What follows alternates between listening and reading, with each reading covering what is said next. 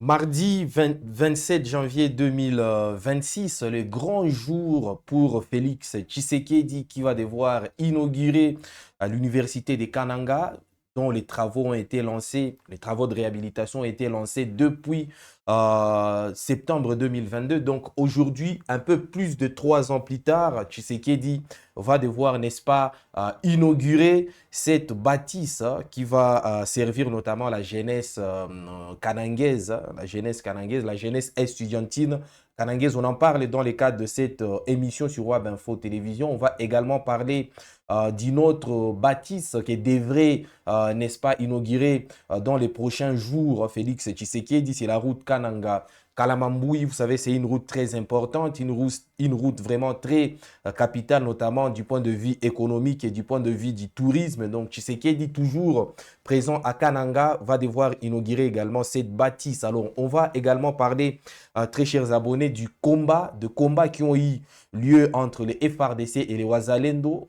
Les deux alliés se sont une nouvelle fois de plus accrochés. Nous sommes là au Maniema, on va devoir en parler et on va, n'est-ce pas, vous donner les bilans et ce qu'il en a été exactement. Alors, après, on va parler d'un appel à la retenue fait par Yakutumba, William Yakutumba. Vous savez, c'est un de ponte, en tout cas, de Wazalendo. Il a appelé, n'est-ce pas, ses troupes à une retenue contre les populations Banyamulenge. Alors, on va devoir en parler en fin de mission, mais retenez que nous serons, n'est-ce pas, nous consacrerons la plus grande partie de cette émission à ces inaugurations-là, à cette inauguration d'abord principalement de l'université de Kananga qui devra faire Félix Tshisekedi dans absolument quelques instants, très chers abonnés. Alors, merci de nous prendre diffusion en cours. Merci également de continuer de réagir, hein. Ça nous fera énormément du bien.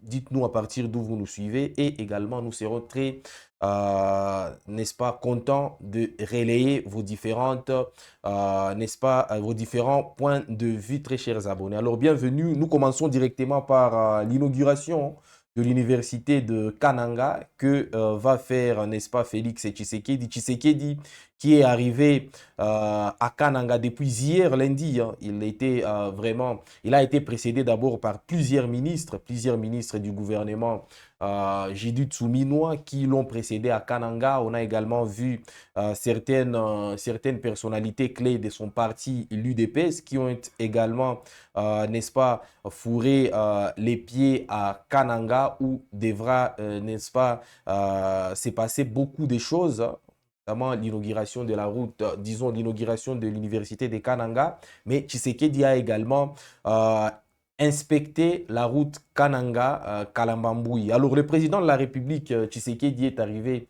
à Kananga depuis lundi, tel que j'étais en train de vous le dire. Kananga, c'est le chef-lieu de la province du Kasaï central pour une mission d'itinérance. Sur place, les chefs de l'État ont inspecté les travaux de construction de la route Kananga-Kalambamboui, longue de 230 km, axe stratégique reliant les Kasaï centrales à l'Angola par les territoires de Luiza. Donc c'est une route absolument de 330 km, c'est énorme, que Félix Tshisekedi a, n'est-ce pas, visité. Cette route de l'espoir, c'est comme ça qu'on l'a déjà baptisée, la route de l'espoir, est une extension naturelle du corridor de Lobito pour les transports routiers. Je vous ai parlé de l'importance économique, hein, le caractère économique qui revêtait cette route-là et de ses répercussions sur l'économie de la République démocratique du Congo. Elle permet de connecter les centres du pays à ces grands axes ferroviaires, créant ainsi un réseau multimodal rail-route C'est en qui début renforce d'après-midi de l'assiette ce lundi fiscale de 26. la RDC et revitalise les zones rurales traversées. Elle vient aussi transformer une région historiquement isolée en un grand carrefour commercial en facilitant les échanges avec la province de Lunda Norte. Nous sommes là en Angola. Je vous ai dit que cette route-là permet, n'est-ce pas, assure les liens, la liaison entre la République démocratique du Congo et l'Angola. Voilà pourquoi c'est une route vraiment qui a une grosse importance du point de vue économique et surtout touristique. Alors, Au cours de son séjour, le président de la République va également inaugurer ce mardi 27 janvier, on venait de vous en parler, le nouveau campus de l'université de Kananga, Unican, dont la construction marque un nouveau souffle pour l'enseignement supérieur en République démocratique du Congo. Le nouveau campus moderne de Kananga, doté d'une capacité d'accueil de 3500 étudiants, alors certaines sources parlent de 3200 étudiants, mais la présidence de la République signale que, ou souligne que ces campus-là a une capacité d'accueil de 3500 étudiants. Il comprend notamment des bâtiments administratifs, des facultés, des laboratoires, des auditoires modernes conçus pour répondre aux standards du système LMD. Cette infrastructure vient concrétiser l'engagement du président de la République d'offrir à la jeunesse congolaise des conditions d'études et de recherche à la hauteur de ses ambitions. Par ailleurs, le chef de l'État tiendra une réunion autour du Conseil de sécurité provincial pour une évaluation de la situation générale de la province du Kasaï central confrontée à une insécurité protéiforme et marquée par des tensions sociales et des risques environnementaux majeurs. Donc Tshisekedi n'est pas à Kananga simplement pour inaugurer ou pour inspecter, n'est-ce pas, le travaux à la route Kananga-Kalamamboui. Il est également à Kananga pour, n'est-ce pas, convoquer une réunion de sécurité. Vous savez, la province du Kasaï central connaît quelques poches d'insécurité. Et donc, Félix Tshisekedi va devoir s'enquérir d'abord de la situation avant, n'est-ce pas, d'émettre quelques résolutions afin, n'est-ce pas, de sortir la province de Kananga de cette insécurité crasse qui, n'est-ce pas, la caractérise. Alors, avant, bien évidemment, d'en parler davantage, on va devoir d'abord, n'est-ce pas, suivre l'arrivée du chef de l'État, Félix Tshisekedi, à Kananga, parce que je vous ai dit que c'est depuis le lundi dernier que Félix Tshisekedi est à Kananga, d'abord pour inaugurer l'université de Kananga, université dont les travaux ont été lancés depuis septembre 2022, plus exactement le 10 septembre 2022. C'est à partir de ces moments-là que Félix Tshisekedi avait, n'est-ce pas, avait décidé, n'est-ce pas, de renouveler cette université. D'ailleurs, Faustin Mouyou, notre technicien, vous a montré à quoi ressemblait cette université avant et à quoi elle ressemble aujourd'hui. C'était quasiment un bâtiment vétuste, un bâtiment sans auditoire, sans chaise, sans vraiment tout ce qui doit constituer une université moderne. Mais aujourd'hui, ça ressemble quand même à quelque chose et c'est un geste à souligner. Donc, Tshisekedi à Kananga d'abord pour inaugurer cette université-là. Après, il a inspecté hier, dès son arrivée, la route Kananga-Kalamamboui qui relie la République démocratique du Congo à l'Angola, une route longue de 230 kilomètres. Mais après, il réunira également les différents membres du gouvernement provincial du Kasaï central pour, n'est-ce pas, une réunion stratégique, un conseil de sécurité stratégique, mesdames et messieurs. Alors, suivons d'abord Félix Tshisekedi, puis on revient après. On va notamment suivre comment il est arrivé à Kananga et disons, pas la tension, mais la liesse qu'il y a eu autour de son arrivée à Kananga. Suivons et puis on revient après.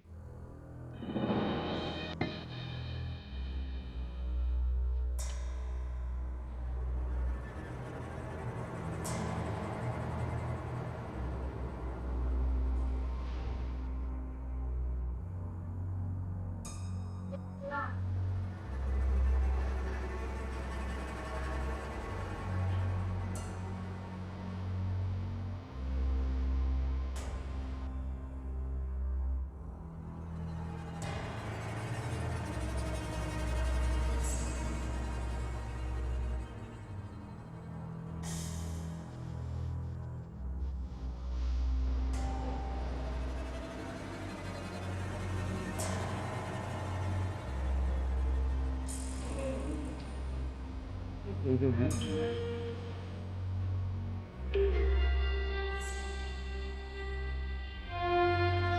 on ne peut pas encore vous détester. Aujourd'hui, c'est dans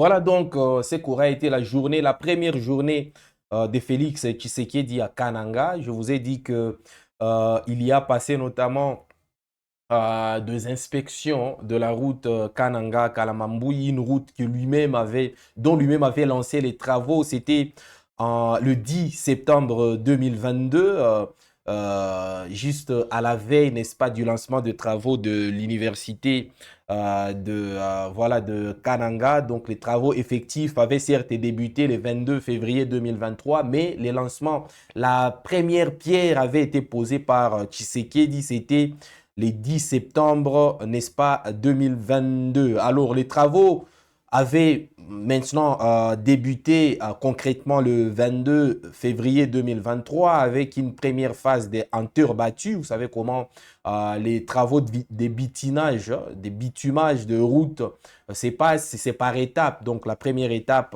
aura été, n'est-ce pas, liée à la terre battue. Alors, cependant, en raison de problèmes de financement et d'abandon par l'entreprise initiale, les travaux ont été interrompus et relancés le 3 juillet 2024.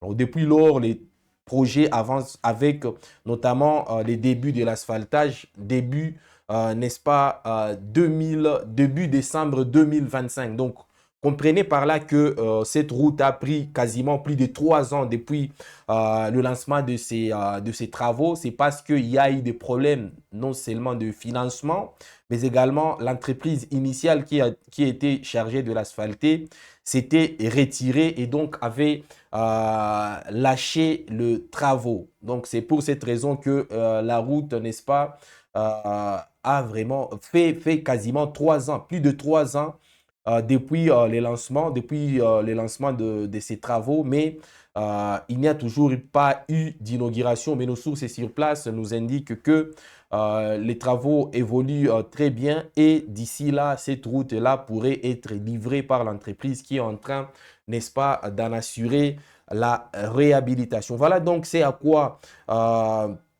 Félix Tshisekedi s'est confié lors de sa première journée, la route Kananga-Kalamambouy. Je le rappelle une fois de plus, une route très capitale, une route à répercussions économiques importantes, une route qui lie la République démocratique du Congo à l'Angola, une route également qui désengorge un peu la province du Kasaï central. Vous savez, le Kasaï central, ça reste l'une des provinces les plus enclavées de la République et donc à travers cette route-là qui va permettre finalement de désengorger, n'est-ce pas, cette province-là, ça va créer un peu plus de... Voilà, ça va attirer non seulement des investisseurs, mais également ça va booster en quelque sorte le développement puisque la route reste un des leviers du développement. Alors, en deuxième lieu, c'est-à-dire aujourd'hui, et c'est d'ailleurs c'est sur quoi tourne cette émission, Tshisekedi va officiellement, n'est-ce pas, inaugurer l'université de Kananga. L'université de Kananga dont les travaux s'élèvent, dont les coûts s'élèvent à 4 millions de dollars. Et aujourd'hui, Tshisekedi va devoir, n'est-ce pas, inaugurer cette université. Alors, les travaux de construction du nouveau campus de l'université de Kananga, souvent qualifiés de rénovation dans les cadres de modernisation des infrastructures, ont été officiellement lancés le 11 septembre 2022 par le premier ministre de l'époque, Jean-Michel Sama Lukonde. Donc, c'est Sama Lukonde qui avait officiellement posé la première pierre de la réhabilitation. Alors, vous êtes en train de voir sur cette image, c'est à quoi l'université de Kananga ressemblait et c'est à quoi elle ressemble aujourd'hui. Alors, c'était quasiment un bâtiment vétuste, hein, un bâtiment complètement à la ruine, mais aujourd'hui, on se rend quand même compte que la modernisation, on se rend compte qu'elle tousse la modernisation. Alors, vous êtes en train de voir les images de l'intérieur avec de chaises flambant neuves, des auditoires vraiment au standard moderne. Ce n'est que quelque chose à féliciter. Donc, j'étais en train de dire que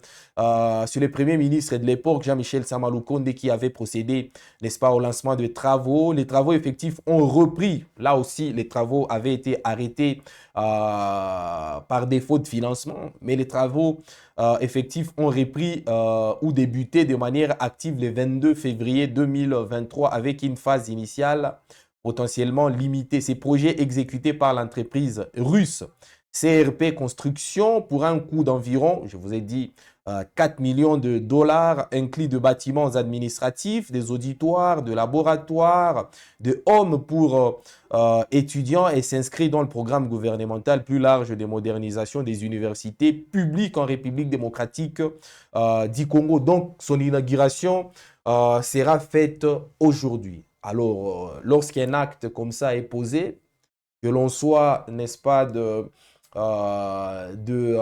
la tendance, n'est-ce pas, dissidente au président ou de la tendance plutôt favorable au président, on ne peut que louer puisque c'est la jeunesse, n'est-ce pas, qui en profite, la jeunesse estudiantine, parce que c'était anormal qu'une université publique de l'État d'une province aussi importante comme la province du Kasaï oriental soit dans ces conditions-là, des conditions quasiment vétustes, un abri, quasiment un abri vétuste, mais aujourd'hui on se rend compte quand même qu'avec un peu de volonté politique, on peut, n'est-ce pas, changer et bousculer les choses, mesdames et messieurs. Donc l'inauguration arrive dans quelques, n'est-ce pas, arrive dans quelques instants, sera faite par le président de la République, Félix Tshisekedi, qui, on le rappelle, séjourne à Kananga depuis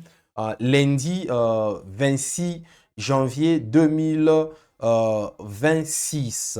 Alors, je vous ai également dit qu'on devra parler, n'est-ce pas, des affrontements qu'il y a eu entre les FARDC et les Wazalendo, des alliés qui continuent de s'affronter.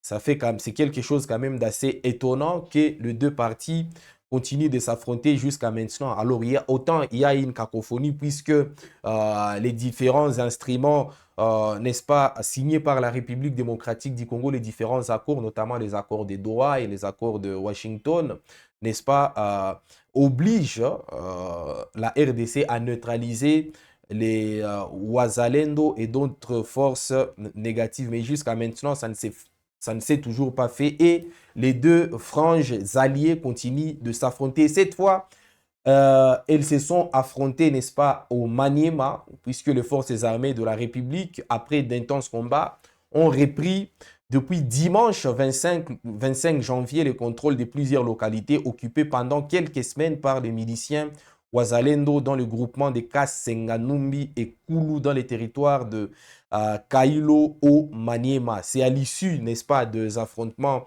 intervenus depuis jeudi dernier jusqu'à la fin de la semaine. Donc, les deux alliés se sont affrontés pendant quasiment 3 jours d'intenses combats et finalement les FARDC sont sortis victorieuses, n'est-ce pas, de ces combats. Alors, les combats entre le FARDC et les Wazalendo se sont déroulés dans le village de Kasenga, Kibaraka et Ndekemanga, selon les autorités provinciales et la société civile locale. Cependant, aucun bilan officiel de ces combats n'est encore disponible. Ces hostilités débutent jeudi. Ces hostilités ont débuté jeudi et ont provoqué peur et panique au sein de communautés locales. Lupungu Milongi Prince, un habitant qui s'est confié à la radio Okapi, a dit ceci: les affrontements ont commencé à partir de 15 heures les jeudis. Les militaires ont récupéré toutes les parties que les Wazalendo occupaient, c'est-à-dire les villages de Kasenga, Kibaraka et même de Kemanga. J'interpelle seulement la conscience des autorités de s'impliquer massivement afin que la paix se retrouve dans cette entité. Voilà donc les témoignages du citoyen congolais qui s'est confié à nos confrères de la radio Okapi. Alors à l'issue de combat, l'armée a repoussé les miliciens dont certains se sont repliés vers le village Mabanga à 72 km de la ville de Kindu dans les territoires de Mpangi. D'autres sont en débandade dans les brousses environnantes de Kailo, a fait savoir ce lundi le ministre provincial de l'Intérieur. Cependant, la situation humanitaire reste préoccupante dans les zones de refuge des habitants. Le vice-président de la société civile de Kailo, Kapamba Willy, alerte sur les conditions difficiles des populations déplacées. Aujourd'hui, à Kasenganumbi, la population ne reste plus là-bas. Les élèves n'étudient plus, il y a la psychose. C'est ce que nous sommes en train de demander au gouvernement provincial, tant national, d'aider cette population qui vit sous la belle étoile. Alors, Voilà donc le contexte dans lequel les deux alliés se sont battus une fois de plus, hein, le FARDC et le Wazalendo. Et donc, il y a eu des pertes en vies humaines. Alors, il n'y a pas encore eu véritablement des bilans officiels. Il y a eu également des déplacements massifs de la population du fait, n'est-ce pas, des affrontements qu'il y a eu entre les deux franges. Alors, on ne sait pas la cause exacte de ces affrontements, mais quand même, c'est quand même assez triste de savoir que les FARDC continuent, n'est-ce pas, de se battre avec leurs alliés naturels et les Wazalendo. Donc, les alliés d'hier sont devenus quasiment des ennemis, puisque les deux parties s'affrontent de temps en temps, laissant la population dans la panique, plongeant la population également dans la misère, dans les déplacements intempestifs et surtout dans la pauvreté. C'est ça, au fait, le prix à payer de tous ces affrontements entre les FARDC et les Wazalendo. On espère, comme d'ailleurs l'a dit le président de la société civile locale, que les autorités pourront finalement résoudre cette question qui devient de plus en plus embêtante. C'est quand même assez embêtant que les FARDC et les Wazalendo s'accrochent quotidiennement et fasse que la population puisse, n'est-ce pas, trimer dans la misère, une population qui ne demande rien d'autre que la sécurité. Très chers abonnés, alors comme nous sommes en train de parler de Wazalendo, bien sûr, nous restons toujours dans ces chapitres de l'inauguration de l'université de Kananga par Félix Tshisekedi et son séjour à Kananga au Kasaï central. Nous parlons également de, n'est-ce pas, nous allons revenir un peu en arrière pour vous montrer, n'est-ce pas, les images de l'évolution des travaux, n'est-ce pas, à la route Kananga, Kalambambui, cette route dont je vous ai, n'est-ce pas, parlé de l'importance capitale, n'est-ce pas, du point de vue économique et du point de vue touristique également, même du point de vue du développement local. On va devoir, je ne sais pas si la régie est prête pour que nous suivions, n'est-ce pas, l'évolution de la route Kananga-Kanambambui qui relie la République démocratique du Congo à la République d'Angola. Suivons l'évolution des travaux. Puis on va parler également d'un appel de vivre ensemble lancé par William Yakutumba. Alors c'est assez étonnant que cette grande autorité de Wazalendo fasse un appel criant, n'est-ce pas, au vivre ensemble et à la non-agression de population Banyamulenge qui reste, n'est-ce pas, dans les hauts plateaux des Minembwe. Suivons d'abord l'évolution des travaux à la route Kananga-Kanambambui, puis revenons pour d'amples détails après. C'est en début d'après-midi de ce lundi 26 janvier 2026 que Félix-Antoine Tshisekedi Tshilombo, président de la République démocratique du Congo, est arrivé sur la route Kananga-Kalambambouji pour une visite de routine. Accueilli par plusieurs officiels, dont le ministre des ITP, John Banzalunda, il a rapidement été convié à suivre les explications de Nico Nzaou, directeur général de l'Agence congolaise des grands travaux, maître d'ouvrage délégué du ministère des ITP sur ce projet qui a été complété par la mission de contrôle BK. Plusieurs réalisations majeures de ce projet, long de 230 km qui connecte la RDC à l'Angola, ont été présentées à l'hôte de marque. En premier, c'est depuis juillet 2025 que la route est ouverte sur toute sa longueur, garantissant le trafic, à l'image ici de ce bus Transco qui couvre désormais le parcours en 5 heures seulement. En deuxième lieu, les différentes centrales de production des agrégats, comme le gravier, de différentes granulométries, utiles pour la mise en œuvre du béton bitumineux, sont tous opérationnels. Ceci a également permis la construction des caniveaux qui couvrent déjà les traversées de toutes les grandes agglomérations sur les 20 premiers kilomètres, dont Chamatengu et Matamba. Cette production a aussi permis la mise en œuvre de la monocouche sur les 20 premiers kilomètres et les travaux se poursuivent en direction du village Kambundi. Quant à la couche de roulement, une planche d'essai de 600 mètres a été réalisée avec satisfaction. Il a déjà été projeté dans le tout prochain jour une mise en œuvre des enrobés à grande échelle dans un contexte où, pour cette année 2026, l'objectif est de revêtir 100 km. Le ministre des Infrastructures et Travaux publics, John Banzalunda, reste optimiste. Le président de la République qui a conçu ce grand projet et il le réalise. Aujourd'hui, nous avons la joie de dire que la route est complètement ouverte. c'est-à-dire on a procédé aux travaux d'ouverture sur les 230 km entre Kananga et Kalambambouji. Nous allons tout faire pour tenir le délai. En 2027, cette route doit être rendue totalement à la circulation. Une notabilité locale nous a fait savoir que la route Kananga-Kalambambouji est surnommée à juste titre route de l'espoir, car chaque fois qu'elle est en bon état, la ville de Kananga est inondée de produits manufacturés en provenance d'Angola et la vie se stabilise.